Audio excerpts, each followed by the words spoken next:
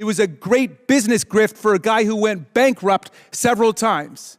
And yet, out of some misguided partisan loyalty, you're going to stick with him. I don't even know why you stick with him. He was a Democrat longer than he was a Republican. He wanted to run for president on the Reform Party. You guys have been taken over by an absolute con man. And now you're acting like members of a religious cult who don't even remember how you got in the first place. Jamie Raskin going off on Trump and MAGA will never get old, especially when he uses his time to put his thoughts on the public record. There was Trump derangement syndrome, and of course, Trump derangement begins with Donald Trump himself. He thinks he has a legal right to assassinate U.S. citizens.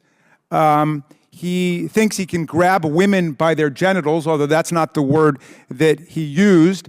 He said that if Joe Biden is reelected president, there will be World War II.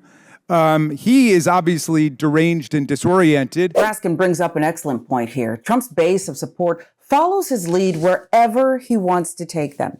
And since that's been a road to delusion for years now, we expect his supporters to travel it with him. But Raskin, not done yet. The real Trump derangement syndrome that I see is those people who cannot break from Donald Trump after he's proven himself to be completely and totally unworthy of your support. But I'm still looking at people who have their wits about them, I think, but you're acting like cult members, like you're sleeping on the basement of a cult, listening to tapes all night, and I beg you to get over your Trump derangement syndrome. While Raskin is specifically talking about Trump's congressional allies, the same sentiment rings true of the reborn Republican Party. The vast majority of the people in power are actually saying and openly welcome the policies Trump advocates for.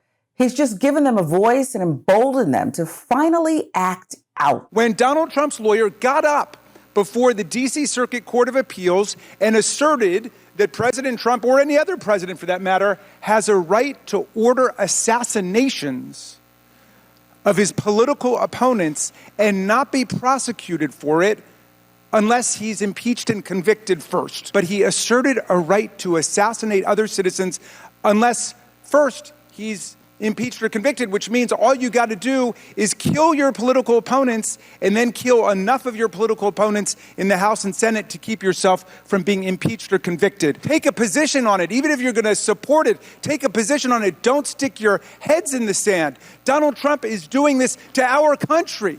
He's asserting the right of the president to murder people and not be prosecuted for it. Donald Trump says, I don't want to be the only one running for president who's been impeached. Impeach Joe Biden. Figure out something. We were here for a year. You guys did not lay a glove on Joe Biden. You don't have a single credible piece of evidence, not one iota, showing any crime by Joe Biden. As Mr. Lynch says, even your own witnesses came up and said they didn't see it at the one hearing that you had on impeachment. At this point, we can probably count the number of real public servants in Congress on just one hand.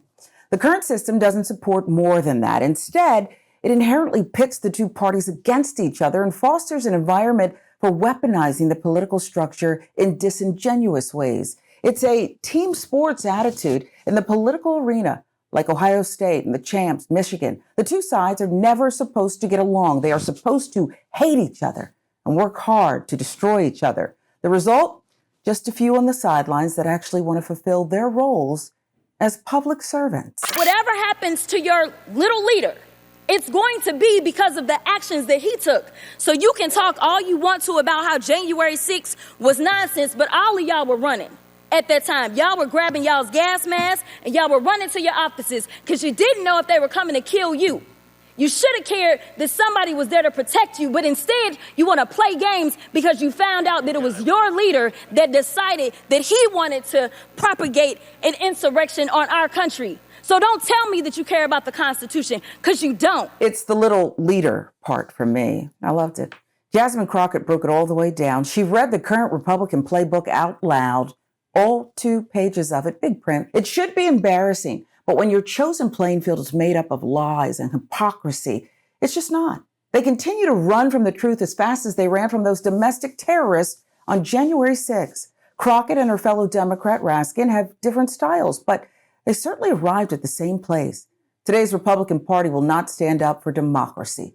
And not only have they ruled that out, they have also decided the endless pivot is their friend. So cowardly, they won't actually plant a flag on the lies they created. Instead, When cornered, they simply moonwalk back a bit, jump on a different island of falsehoods. It's like an endless marathon or a constant running on a destructive hamster wheel.